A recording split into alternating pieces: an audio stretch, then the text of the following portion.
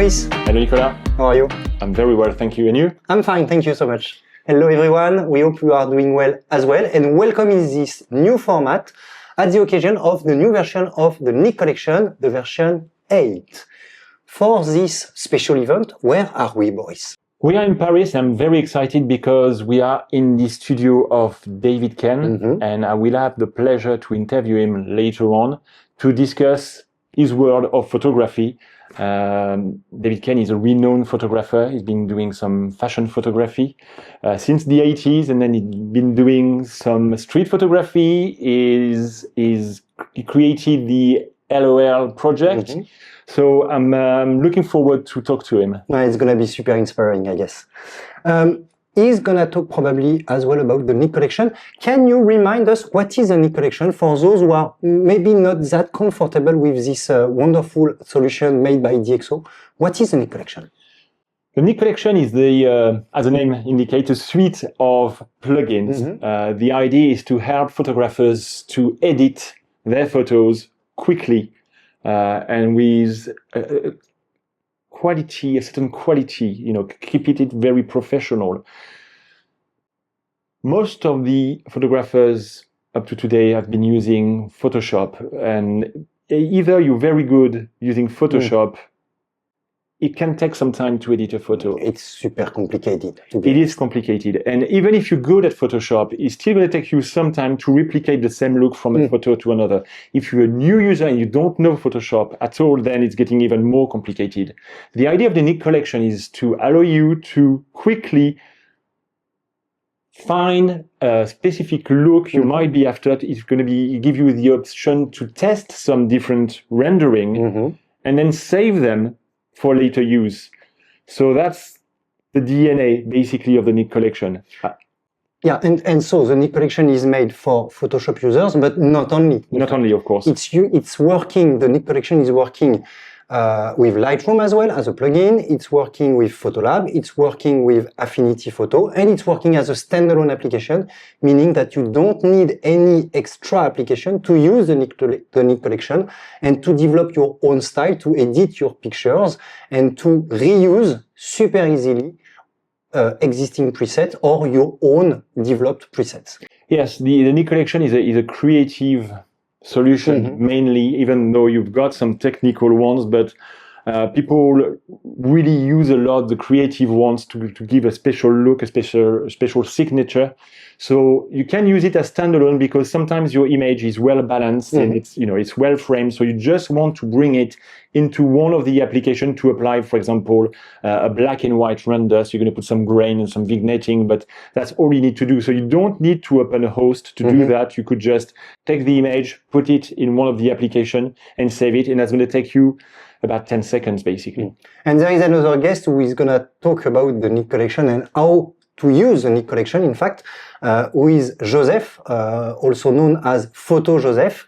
And so Joseph will demonstrate how to use the Nick collection, how to discover the Nick collection. Maybe we can start with the demo of Joseph in order to discover how to use the Nick collection and what is new in this version 8. I think it's a great idea. Let's go for the demo of Joseph, please. I'm Photo Joseph, and I'm going to give you a quick tour of some of the newest features in Nick Collection 8 using color effects, silver effects, and analog effects. One of the most important capabilities of the Nick Collection has always been its masking features. Originating with the control point, its ability to isolate specific regions of an image based on luminance and chrominance has always been unparalleled. Over time, the control point has expanded to include control lines, control polygons, luminosity masks, and more. Well, now it's 2025, and Photoshop has given us a whole new type of masking through AI. Photoshop's ability to quickly and accurately select entire subjects in a photo opens up a whole new world of editing capabilities. So with this edition of the Nick Collection, one of the primary focuses was to provide seamless integration of masks. With Nick Collection 8, you now have the ability to use masks generated in Photoshop inside of the Nick Collection and use masks generated in the Nick Collection inside of Photoshop. Let's have a look. In this photo of Hero Square from Budapest, you can see that I already have a few different mask layers created, but I'm going to create one more for the sky.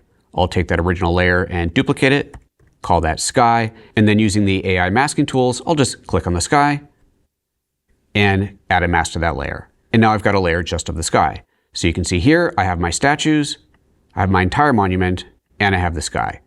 I'll turn all of those back on and send them over to Color Effects.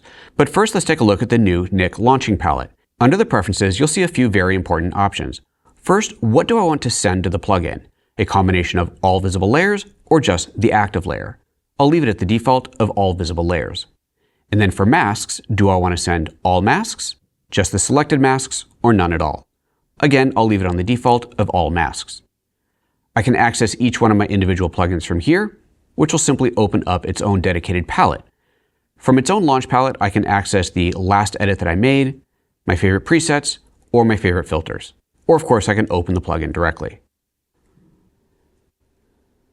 Now in Color Effects, this should look familiar. I have on the left my presets, where I can choose any one of the existing presets, which will load a series of filters over here on the right, showing all the different filters that have been added with that preset. Or I can choose to create my own from scratch by simply going to the Filters menu and adding the ones that I want. I'm going to start with Film Effects Modern Branded. And from here, I'll choose one of the cool film looks that I've got in here. Let's go for Fuji Superia 400, which is a look that I really like for this photo, except that the contrast in the monument is a little bit too strong.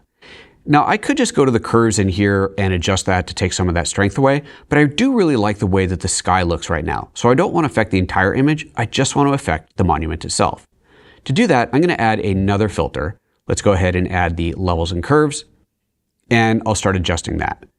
I'm going to set it to adjust just the luminance channel, and then I'll bring the shadows up just a little bit, and the highlights down a little to flatten out the monument just a touch. Of course, this has affected the entire image, which is exactly what I didn't want. So now I want to limit this filter to the monument. To do that, I'll go to the new Photoshop Mask Import button. From here, I can choose which masks I want to import. In this case, I'll go for the entire monument, click plus, and now that filter is affecting only the monument. Next, I want to do something similar to the statues. They're getting a little bit lost against the blue sky in here, so let's change their saturation. I'll search for saturation, pull up my Brilliance and Warmth tool, and immediately add the mask for just the statues. So once again, I'll click on the Import button and then choose the statues. Now, as I adjust the saturation, we can see that it's affecting just the statues in there. Let's say at this point that I like what I've got so far, but I'm not sure if I'm done or not. So I want to save a version of the image as we see it here.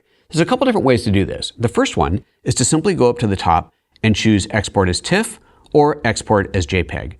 Where that file will go is defined in the preferences. I've already set mine to the desktop, so I'll simply click on Export as TIFF, and it renders it out to the desktop. Now let's continue working with the photo. I'm going to add a little bit of a sunset look to this. So I'll type in gradient, add a graduated filter, and then let's give it a bit of a sunset vibe. So let's look for some nice rich orange colors in here. And the sunset's upside down, so I'll flip that over, bring the vertical shift up, and blend that in a little bit more. Looking all right, but obviously this is way too intense on the monument itself. You probably know where this is going. I'm going to mask out just to the sky. So one more time, I'm going to import from Photoshop the mask of the sky, and now it's applied only to the sky. But of course, on a real sunset, some of that light would be hitting the monument itself. So now we're going to combine the Photoshop mask with masks built in the Nik collection, and the two of them will blend together. Watch. First, let's look at the mask as it is. That's the mask that I'm working with. So again, applied entirely to the sky and not at all to the monuments. Now let's bring some of the monuments in using a control line. I'll click and drag up on the monument, and that's going to add in anything that has that base color and contrast of the concrete back into the image. But that's probably a bit too much. So how about I take the opacity of that and drag it down a bit. And you can see how the two different masks are blending together. Now I'll hide the mask and see what the result is. Still a little bit too strong, so I'll take the opacity back down a little bit. And there we go. Now I'm ready to send this back to Photoshop. I have a couple options from here of how I want to send this back. And one of those options is New Layer with Mask. In previous versions of the Nik collection, choosing this option would open up a palette where you could brush between the original and the affected image, but then once you hit apply, that rendered a permanent mask. It basically blended the two and you had no option to go back. So now what it does instead is it simply applies a Photoshop mask on export, like this. I'll select that option, click apply, and now you can see the image is here, but the mask is totally black. Meaning if I grab something as simple as a brush tool and start brushing that in, I'm now brushing between the two layers. And we can see that represented in the mask icon here. So that's a first look at some of the new features in Nik Collection 8. Thank you, Joseph. Thank you for this wonderful demo. We hope you enjoy, as we did, this demo in order to discover how to use the Nik collection. Don't hesitate to click on the link in the description in order to subscribe the YouTube channel of Photo Joseph. You will discover wonderful content published regularly by Joseph. So with this first part of the Nik collection, we discover the color part because our new baseline is live in color and dream in black and white. So can we summarize what we discover? Because some features are clearly Photoshop users oriented and some others are not at all oriented for Photoshop users. No, you're right. And yes, mainly it's been done for the Photoshop users. You know, that was the target. The thinking behind it is that most of the users are using Photoshop anyway, because they want to do some masking, some specific masking in Photoshop. And one thing we didn't want to do is to ask the users to recreate these masks when they reach the Nik collection. So as you've seen in the demo, you're going to create all your masks in Photoshop and then be able to reuse them within the Nik collection. But at the same time, sometimes it's easier actually to use the viewpoint technology to do some specific tasks. And we had the same problem the other way around. You know, people were using the local adjustments and coming back into Photoshop and then couldn't do anything with them. So now actually we go 360. You know, you can use the Photoshop masks inside of Nik collection and you can use the Nik collection viewpoint technology inside of Photoshop. But you can as well now, if you don't use Photoshop, you can actually work with the viewpoint technology from one plugin to the other, because the same way in the past, you were doing your masking in one of the plugins, let's say color effects, and then you wanted to go to analog effects. And if you wanted to select the same section of the photo, you had to recreate your local adjustment. Now, when you switch from one plugin to another, all the local adjustments are going to follow the image. The workflow, in fact. Exactly. You create in one plugin or in Photoshop, and then you just have to make them traveling from one host to the one plugin to another plugin. Exactly. Okay. At the same time, we added some little things. In the previous version, you had the options to quickly export the image as JPEG or TIFF. We had the feedback that sometimes you want to export as JPEG, sometimes as TIFF, depending on what you want to do. So we've simplified and we added some option at the same time into this little quick export. So now you can choose when you want to export either JPEG or TIFF, and you've got even the preference button directly accessible from that drop down. So the workflow again will be much faster. For Photoshop users, again, you've seen that when you save your image, when you apply your image to go back into Photoshop, everything's been reorganized a little bit. In the past, when you wanted to save as a smart object, you had a dedicated little tick box. When you wanted to do apply it as a brush, it was a bit complicated because there was some limitation of the mask that was brought back into Photoshop. Now the whole process is much simpler. It's easier to choose how you want to work, basically.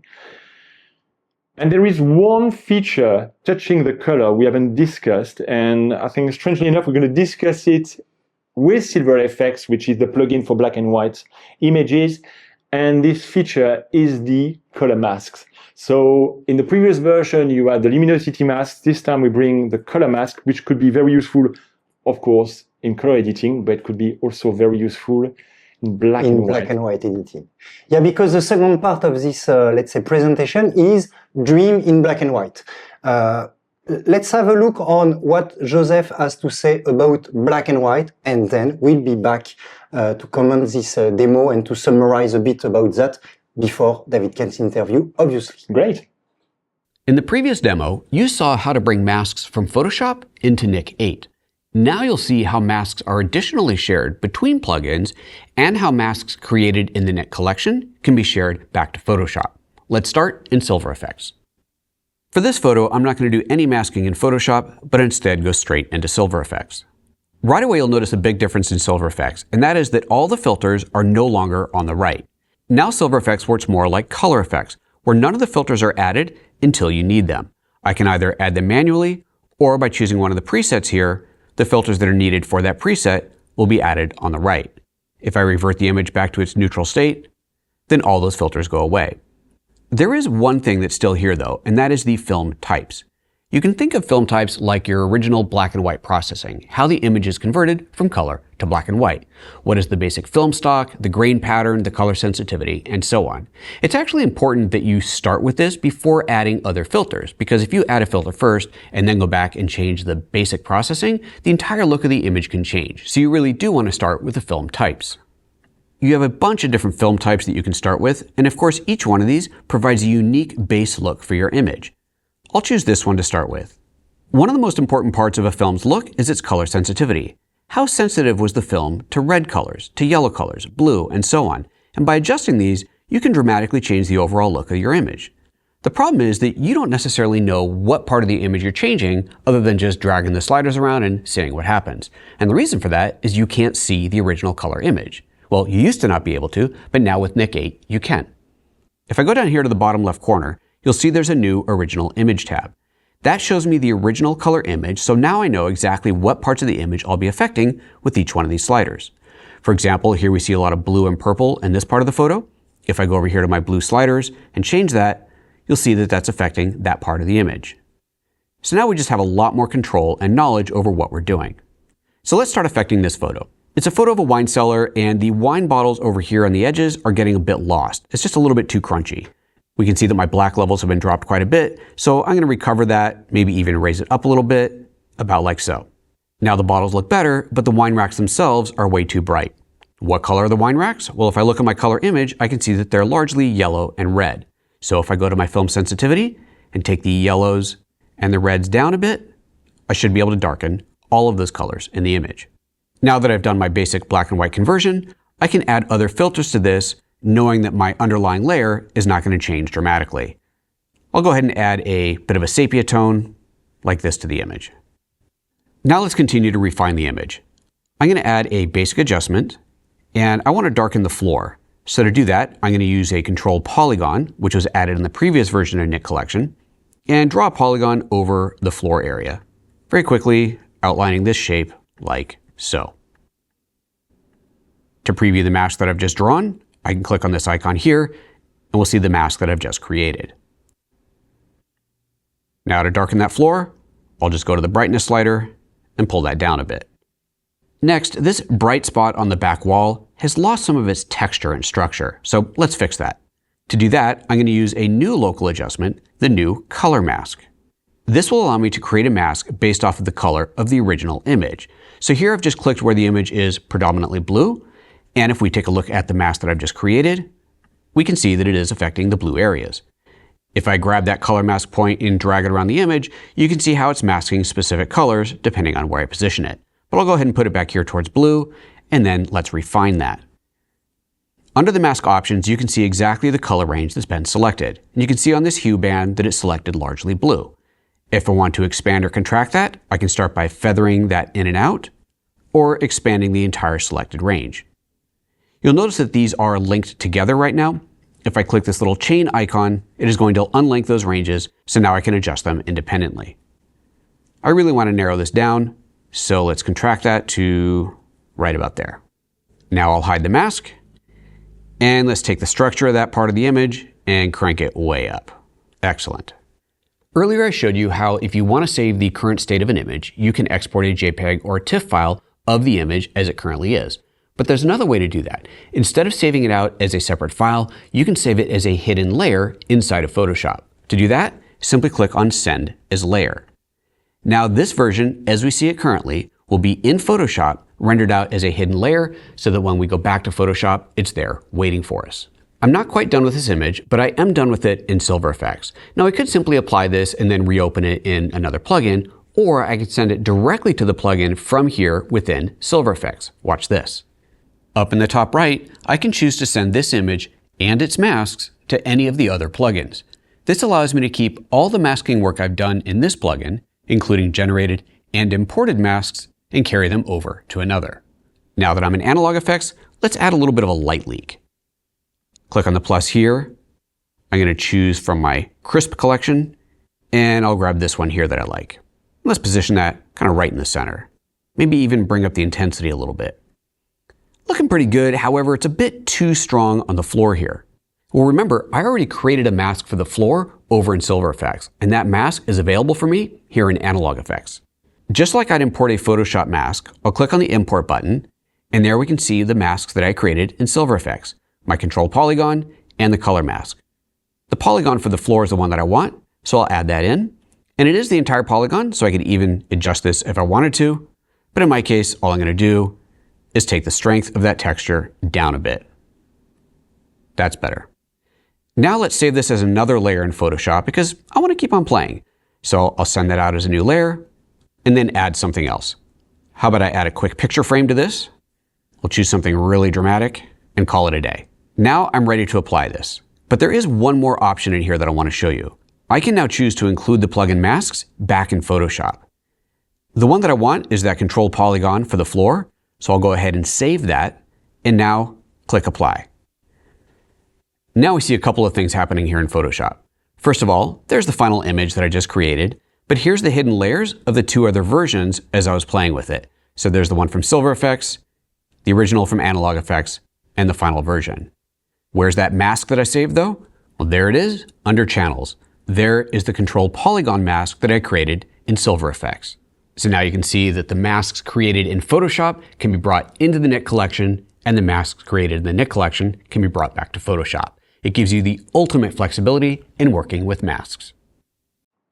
So you discovered during the demo of Joseph that Silver Effects has been fully reorganized. You mentioned probably that on the left-hand side now, when you open an image, there is no tool, only the film strip.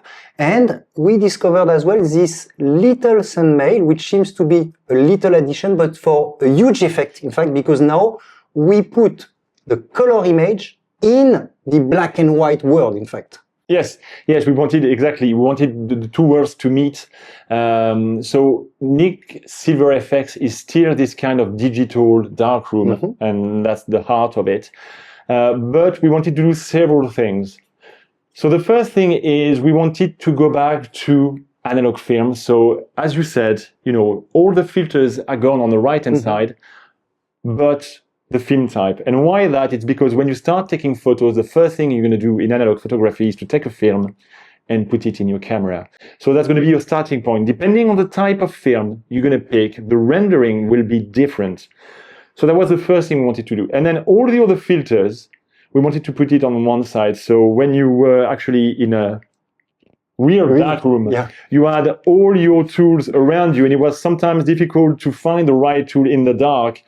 We had the feeling that having all the tools on the right-hand side, we had a bit of the same thing. It was sometimes difficult to find exactly what cursor you wanted to move. So we removed everything, and now it's a lot more like color effects or analog effects, where all the filters are on the left-hand side, and you only bring the tools you need on the right-hand side, which means that even when you use presets, it's only going to bring the filters related to that preset. So in the past, again, you were bringing a preset, you had all those tools, some were useful, some were just there because they're there. Now only the used filters will be displayed.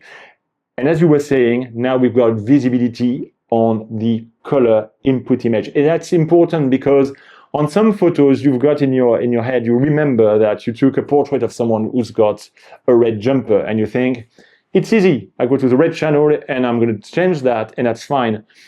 If you do more complex photography, sometimes you don't remember the colors of certain objects. And it's important to know directly what you're going to target when you play with your sliders.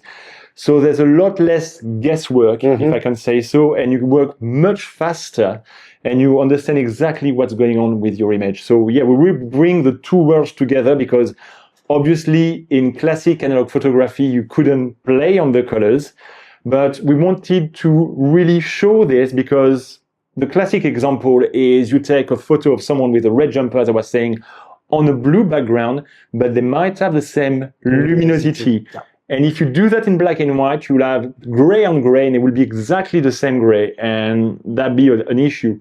Because we can play with the color, it means that now you can change the luminosity of one of the two, channel, yeah. and then the background could be much darker or much lighter, and the person will be much more readable from the background. Totally. We also added some local adjustment enhancement on two filters. One is exclusive to DxO, which is the clear view filter, and another one is the selective tone. So now it's possible to apply locally clear view and or selective tones. Yes, we didn't do it on all the filters, because on some filters like the grain, usually you apply it on the whole image. There's no really need to have some local adjustment. But for some tools like Clearview, if you don't know Clearview, basically that's going to change the style of your image a little bit. Initially, it was developed to work with images where you got some fog and you've got got shapes in the background, and using Clearview would actually bring the shapes out of the background. Since then, we've realized it's great, and I use it a lot on portrait photography. Yeah. If you want to give some character to an image, to a portrait, then it's great to apply some Clearview. It's really going to change the photo and giving a lot more character. But up until today, when you were applying Clearview, it was on the whole image. So sometimes, you didn't want to do that on the skin. You wanted to do that on the hair, for example. Especially, if you do a child or a child photography, and you want to increase, some quality of the hair, you just want to do it on the hair. You don't want to do it on the skin, for example. Now you can do it because you can place your local adjustment and play with local adjustment with this. And of course, you can do your mask, as we've seen before, either in Photoshop, from Photoshop and so on, or with local adjustments. Okay, perfect, wonderful. I guess it's time for you now to join David in order to discover this fantastic photography world he developed since 40 years. And let's enjoy that. Yeah, I can see he's waiting for me now, so let's go. I'll go.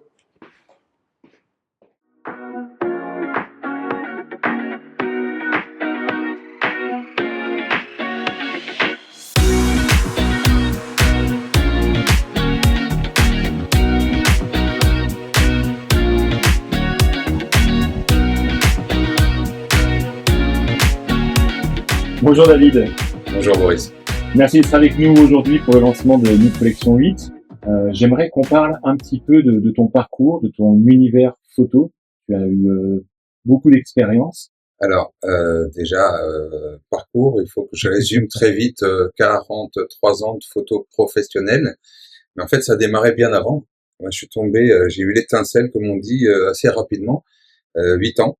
Mon cousin m'emmène dans sa chambre noire, magique, avec une actinique rouge, jaune, je me souviens, il y avait les deux d'ailleurs, et je vois se développer agrandisseur, tout le monde, ceux qui ont connu ça, c'est magique, une feuille blanche, et soudain on voit apparaître une image. Voilà, moi c'était le coup de foudre, une vraie révélation, sans jeu de mots. Derrière, il m'offre un boîtier, parce qu'il change de boîtier, donc je commence à avoir un boîtier très jeune, argentique évidemment, et voilà. Donc à Noël, je demandais comme cadeau après des pellicules, 3 pellicules, je me souviens, pas plus, je pouvais pas en avoir plus. On venait d'un milieu un peu pauvre, on va dire, mais très heureux. Et Noël, décembre, février, pour tous ceux qui nous écoutent, 19 février, voilà, on m'offrait les développements. Donc il y avait les moments entre Noël et février, j'avais déjà shooté, et là je devais terminer mes péloches parce que c'est là que je pouvais voir mes photos. De là j'ai pris cette habitude que j'ai toujours gardée d'ailleurs, c'est de shooter très peu. Je dis d'abord, on pense, on voit, on cadre, on réfléchit à un sujet, parce que imaginez que chaque fois qu'on faisait ça, ça avait une valeur. Voilà, c'est pas du prêt à jeter, c'est une valeur. Et donc l'idée, c'est simplement de se dire que derrière ces shootings-là, vous construisez votre vision. Et c'est très important pour la suite. Ensuite, après, j'ai eu une copine qui était très jolie et qui avait des copines. Alors, elle était mannequin, je sais même pas ce que c'était un mannequin. C'est là que j'apprends que on peut gagner de l'argent en faisant des photos. Elle gagnait de l'argent. en faisant des photos, mannequins professionnels. On parle des années 80 par là. Et donc, ces copines voient les photos que je fais de ma copine. L'agence de mannequins voit les photos que je vous fais des copines. Les clients voient le book de l'agence de mannequins. C'était comme ça, là. Et derrière, badaboum, je commence à avoir mes premiers clients et on est en Belgique et je commence à travailler. Au bout d'un an, je fais un peu le tour, je me rends compte que c'est génial, mais que tout se passe à Milan et tout se passe avec le Vogue italien. Voilà. Quand on a fait le Vogue italien, on peut, voilà, on n'a pas raté sa vie. Voilà. À l'époque, c'était le Graal, et venant de la Belgique, c'était pas joué d'avance. Donc, je vais en Italie. Je pourrais vous faire une longue histoire. C'est dans un livre que j'ai écrit avec des choses assez rigolotes qui me sont arrivées. Mais en attendant, personne m'attend. Je reçois une bonne claque. Je rentre caille en Belgique. Et là, pendant 6 mois, je fais des tests de mannequin avec une vision. Et surtout, j'étudie des Albert Watson, des Irving Penn, des Richard Avedon, etc. Les grands noms de l'époque. Paolo Barbieri, enfin, je les ai plus tous en tête, mais c'était des gens fantastiques. J'y retourne, et là, il se passe que je commence à travailler pour le Vogue italien. Et première parution, première expérience, je fais aussi des grandes campagnes en Italie, et j'ai un agent en Italie. À l'époque, il n'y avait pas les téléphones portables, tout se faisait par fax. Agent en Italie, waouh, le Graal d'avoir un agent en Italie. Grâce à ça, en Belgique, quand vous êtes belge et que vous faites tout ça, vous êtes, on vous regarde autrement. Donc, je continue un peu à travailler en Belgique parce que c'est bien de faire du Vogue, hein, mais on gagne pas beaucoup d'argent, hein, donc on peut pas vivre. Et il faut se payer un endroit pour vivre. Mais quand même, grâce à ça, grande campagne, je suis repéré par un agent américain qui me dit, mais pourquoi tu viens pas à New York? Et hop, je passe 2000 ans à New York, où je vais passer 3 ans avec Condé Nast, donc le groupe Vogue, glamour américain, des grands clients comme Macy's, Bloomingdale's, des campagnes de cosmétiques et autres. Et je voyage pendant 3 ans. En fait, je suis pas souvent à New York, hein. C'est pour ceux qui ont du mal à imaginer ça.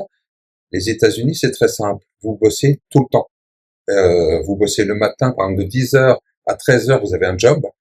Et dans le studio d'en dessous, on vous a déjà booké de 14h à 18h un autre job.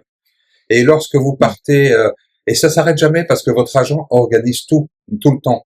Alors c'est génial quand vous êtes jeune, mais vous êtes un peu comme un citron.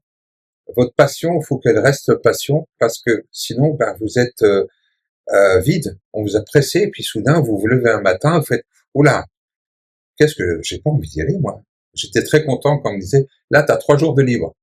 C'est une ineptie aujourd'hui de dire ça parce qu'il n'y a aucun photographe comme moi qui à l'époque a 9 mois de planning booké d'avance. Ça n'existe plus aujourd'hui, même moi, c'est impossible pour moi.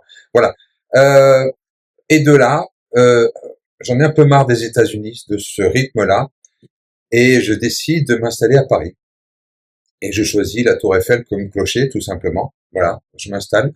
Je travaille pour le L France, super, belle expérience. Plein d'autres magazines, Votre Beauté, enfin des magazines peut-être qui existent même plus aujourd'hui. À l'époque, les magazines amenaient de la pub.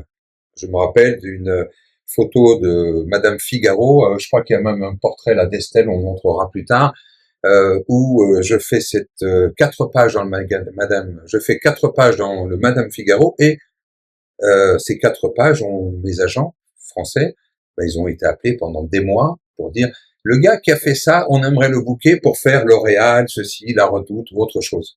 Voilà, c'était comme ça à l'époque. Magazine, signature, votre nom. Je faisais 900 pages d'édito par an à l'époque. C'est colossal. Hein. Et faut pas oublier, on revient un peu à le côté argentique numérique, c'était que de l'argentique. Donc, je n'avais parfois pas le temps de choisir moi-même mes photos, que je prenais un avion pour partir ailleurs. Voilà. Donc, aujourd'hui, tout simplement, ça s'est bien calmé et en parallèle de toutes ces campagnes de pub, j'ai pas parlé de Coca-Cola, de Lancel, je les ai plus tous en tête, mais bon, de campagnes L'Oréal, beaucoup de cosmétiques. Mais en parallèle de ça, j'ai toujours gardé un petit jardin secret avec des projets personnels. Donc du coup, tu es passé au digital, tu as arrêté l'argentique, je suppose à peu près il y a eu un passage au niveau de la mode, c'est quand ça s'est fait au milieu des photos de mode, tu es passé du monde argentique au mode digital. Ça a changé quoi pour toi? C'est l'approche de travailler avec quelque chose, tu peux prendre beaucoup plus de photos. Est-ce que ça t'apporte beaucoup plus de liberté? Est-ce que c'est une approche différente de travailler avec du film ou avec un appareil digital? Wow, plein de questions là. Ouais. Alors, déjà, moi je faisais des études d'ingénieur, je suis ingénieur en informatique, donc mes amis ils me disent toujours que je suis un peu geek.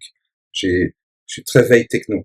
Donc, quand on est passé vers les années 1980, je dis exprès, 1999 par là, ouais. Le vrai tournant 2000, et on n'a pas eu que l'euro qui a changé, hein, le franc euro, on a eu argentique digital. Pourquoi? Parce que on a eu le premier appareil photo qui atteignait 12 millions de pixels.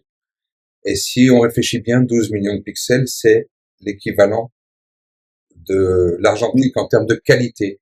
Aujourd'hui, on parle de 24, oh, c'est pas beaucoup. 33, 40, 100 millions de pixels. Faut arrêter. À 12 millions de pixels, j'ai fait une campagne pour les Galeries Lafayette. Hein. Donc, le grand panneau que vous voyez sur les Galeries Lafayette.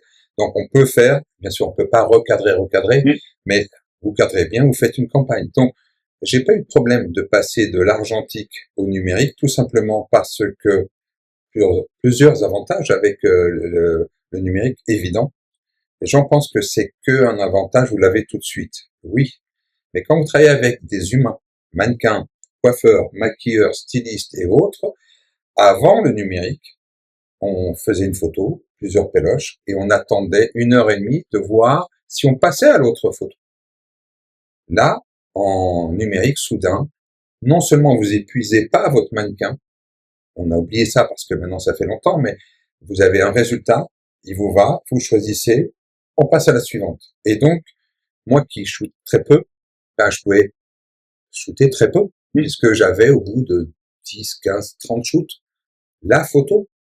Alors je tournais un peu autour, c'est comme quand je dis en street photographie de travailler sa scène, mais dès qu'on a un bon sujet, mais hop, on passait à autre chose. Donc on faisait plus de photos, pour les clients c'était mieux, on était rassurés, les clients étaient rassurés, les mannequins étaient pas épuisés, donc, et surtout ça coûtait beaucoup, beaucoup moins cher. Avec tous les défauts que ça a après, c'est-à-dire que vos photos peuvent devenir très très vite, on le voit avec les iPhones, du prêt à jeter. À peine publié, jeté, à peine publié, jeté. Donc pas de valeur. Voilà. Donc je dirais que le passage pour moi s'est fait très naturellement. J'ai l'habitude de dire, parfois je reviens à l'argentique, hein, derrière moi il y a un Rolleiflex, j'ai un M7, et parfois je me dis, oh, on va décélérer. Et je mets de la péloche, de la Trix. Et je pars et je fais studio aussi parfois, rien que pour moi, pour me rappeler du temps, de laisser ce temps de réflexion. C'est très important pour moi.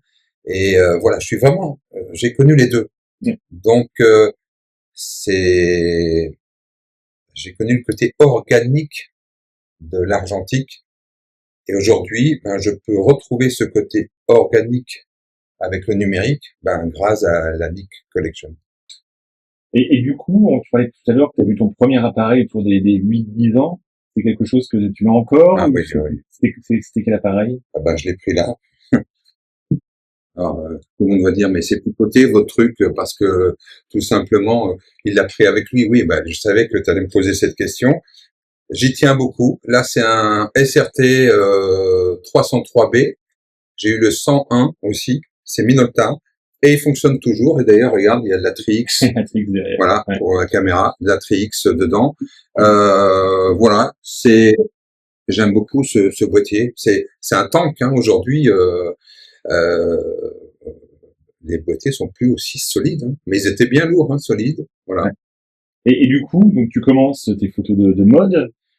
C'est qui tes modèles, c'est qui les photographes que tu peut-être n'imites pas, mais c'est ceux que tu admires le plus? Alors, moi j'ai deux, je vais dire, deux manières de travailler dans la mode, qui sont le studio. J'adore maîtriser le studio, maîtriser la lumière. Et pour ça, des gens comme Irving Penn, Avedon, voilà, pour moi, c'était des maîtres de la lumière simple, Et après, il y a la street, des photos dans la rue. Alors, j'ai fait par exemple du Vogue Homme, où je mettais en scène, le mannequin partait d'un point A à un point B, à l'époque où les mannequins étaient très grecs comme ça, à côté d'une colonne, très posés, et moi je ressentais rien du tout. C'était comme des natures mortes avec des humains. Moi, j'aime pas ça du tout. Donc, qu'est-ce que je faisais? J'aime bien raconter une histoire. Je suis très imprégné de cinéma, tous les cinémas d'ailleurs. Et donc, je me raconte ma petite histoire. Ce que je fais d'ailleurs dans la street photographie encore aujourd'hui. Donc, les mannequins, je les faisais bouger, ils vivaient et je shootais ces petits moments-là. Donc, et là, soudain, quand ils étaient trop mannequins, je leur disais, je déteste les mannequins, j'adore les acteurs. Donc, stop, arrête de poser, tu marches pas comme ça dans la rue, tu cours pas comme ça dans la rue, et tu ris pas en faisant non, tu ris vraiment et je l'ai shooté à ce moment-là. Voilà. C'est là où j'ai développé aussi ce concept de action-réaction. 99% des photographes qui nous écoutent sans doute provoquent une action et shootent cette action. C'est 1, 2, 3, soleil. Ce que je trouve 1, 2, 3, Algérie pour certains. Bon, ce que je suis en train de dire, c'est que, ok, ce qui est le plus compliqué, c'est de attendre la microseconde derrière et la réaction. Si vous faites rire quelqu'un, à un moment donné, il va toujours être dans sa pose. C'est le selfie qu'on connaît très bien. C'est votre oncle Ernest qui, fête de famille, fait on bouge pas. Il a son dernier appareil photo ou son dernier iPhone et il fait 1, 2, 3, cheese, smile, wistiti. Enfin, on connaît tout ça. Et tout le monde est comme ça parce que ça dure, ça est figé. Une fois qu'il a dit OK et qu'il regarde la photo, tout le monde fait. Et là, ils se marrent entre eux et tout. Et lui, il n'est pas en train de shooter. Non. Or, c'est l'action qu'il a provoquée qui a aucune valeur pour moi. La réaction est géniale. Donc, pensez toujours à cette réaction parce que, en plus, pendant que vous regardez votre œuvre digitale, là, ben, il y a une vraie photo qui est en train de se dérouler devant vos yeux. Donc, c'est un peu dommage. Voilà. C'est pour ça que je dis que le plus important, c'est bien entendu la maîtrise de la lumière. Maîtrise de la lumière aussi en extérieur, faut savoir shooter quand il fait clair, soleil, pas soleil et autres, on s'en fout. Mélanger parfois du flash en extérieur. Mais avant tout, un bon photographe, c'est quelqu'un qui dirige et qui arrive à la photo qu'il avait dans sa tête. Et du coup, alors je sais que tu utilises Nick SilverFX, puis ça fait plusieurs années que tu l'utilises. Oh. Alors Nick Collection, en fait, c'était dans ma tête. 2012, c'est Google qui avait ça. Et j'adorais ça parce que il y a un côté chaînon manquant dans cette Nick Collection, c'est-à-dire vous allez éditer sur Lightroom, sur Photolab, DxO Photolab ou sur tout autre. Vous allez éditer, vous allez travailler, etc. Mais il me manquait la signature. Et la signature, pour moi, c'est ce qui fait que vous êtes un petit peu à part et c'est une chose qui fait que vous êtes vous, tout simplement. Et donc, Silver Effect, pour moi, je rentre dedans une fois que j'ai bien fait mes réglages de base et je vais donner un petit grain de tricks, un petit ceci, un petit cela. J'ai mes petits presets à moi, simples, et puis c'est des bases. Et chaque image, on dirait que je la revois comme je l'avais dans ma tête, en mieux. Et j'appelle ça une signature photographique. Et donc, je conseille à tout le monde de tenter, de tester ça, parce que ça va vous élever un petit peu encore. Et si vous travaillez, par exemple, je dis toujours aux gens, arrêtez avec les zooms et autres, en photo de rue, c'est utiliser la même optique, votre approche, euh, votre manière de voir les choses, et finissez avec vos presets, et tous ces vos vont faire que, ben, c'est votre photo. Et on va dire, il a un certain style, ce gars. On reconnaît ses photos, ce gars. Voilà. Il raconte une histoire, et voilà. Si il y a des personnes qui nous regardent et qui se lancent dans la photographie, est-ce que tu as des petits conseils un peu rapides pour se dire, ok, donc parce les gens entendent beaucoup parler de priorité sur l'ouverture, sur des choses comme ça. Ils vont entendre parler de composition de l'image, ils vont apprendre. Du coup, toi, ça serait quoi ton conseil? La première chose à regarder, la première chose à travailler un peu plus pour avoir des photos qui sont un peu de meilleure qualité que ce qu'ils peuvent avoir autrement? Alors, Euh, soit vous apprenez par vous-même, ce que je viens de dire juste avant. C'est parfois un peu ardu, parce qu'il y a l'aspect culturel, donc comprendre, voir, connaître des Alex Webb, des Joël Meravitch, voilà. Tout à l'heure, je parlais d'un photographe et ça me revient. Arthur Elgort, dans la mode, a fait ce genre de photos de rue avec des mannequins. J'adorais. Donc, il faut connaître ces gens. Mais pourquoi? Pas parce que ça fait très bien de connaître les noms. Mais vous allez regarder et vous allez feuilleter et vous allez vous dire pourquoi, pourquoi, pourquoi. Et un jour, vous allez dire j'ai compris. Et vous allez l'essayer surtout. Donc, la culture, c'est une chose. L'appareil photo, c'est un stylo. Après, si vous avez un 4 couleurs, très bien, hein, mais c'est un stylo. C'est pas parce que vous avez un Leica M11 qui vaut 10 000 ou 12 ou 13 avec une optique que vous allez faire des meilleures photos qu'avec le premier petit Sony qui passe par là. Voilà. Donc, ce n'est qu'un stylo. Donc, la technique, n'ayez pas peur des automatismes, par exemple. Alors, ouais, les gens font attention le dogme. Hein. Il faut être en manuel, tout manuel. Alors, pour tous ceux qui nous regardent là, voilà. Moi, je travaille, c'est simple.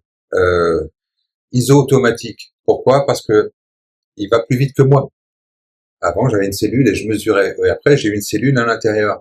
Mais en street, vous cherchez les instants, les decisive moments, comme on dit, l'instant magique. Vous le voyez arriver parce que vous avez l'habitude, vous mettez, vous vous positionnez dans l'espace pour prendre ce moment. Si vous commencez à penser technique, vous êtes mort. Donc, ISO automatique. 28 mm, c'est mon filet est large. 24, c'est bien aussi. 50, voilà. Zone focusing, c'est-à-dire je sais que tous les gens qui rentrent entre 1,50 m et 5 mètres, ce qui est pas mal, hein, ils vont être nets. 5 centièmes de vitesse minimum pour moi. Voilà. Le reste, je m'en fous, j'observe. La technique, c'est fini. Je shoot. Si je suis un peu en contre-jour, hop, compensation. Sur le côté, avec votre molette, vous mettez un petit tiers de plus. Si vous êtes en plein cagnard de face, compensation, moins un demi, moins un tiers, moins, par habitude. Mais c'est tout. C'est mon pouce. Voilà pourquoi j'ai un pouce qui est dur, là. Voilà, hop, hop, hop. Donc, mais c'est tout. Le reste, c'est vous dans votre tête. Il faut vous raconter des histoires. Il faut revoir un peu votre univers. Et sinon, ben, vous allez passer votre temps à être technophile. C'est bien. Mon appareil, il fait ça, il est stabilisé, il a un autofocus qui est de la folie, etc. Et bien sûr, j'ai fait des vidéos sur ma chaîne YouTube qui racontent la photographie de rue à 1.4, celle qui a eu le plus de succès jusqu'à présent. Pourquoi j'ai fait cette vidéo? Parce que c'est la première fois avec mon SL3, un Sigma à 1.4 et mon 24 que je me suis dit, mais dingue, il va chercher le point. Pareil avec un Sony A7 CR ou A7 C2, Sony, aujourd'hui c'est vraiment au-dessus du lot en termes d'autofocus. Bon, j'ai expérimenté, c'est très très net, il va chercher le bon sujet, donc la technologie et l'IA, on s'en fout, vous aide. In fine, on s'en fout de tout ça. Ce ne sont que des outils qui vont vous aider à mieux voir et en tout cas avoir moins de déchets. Je faisais la même chose avant. Cartier-Bresson a fait ça, il n'avait pas besoin de stabilisation, d'autofocus, etc.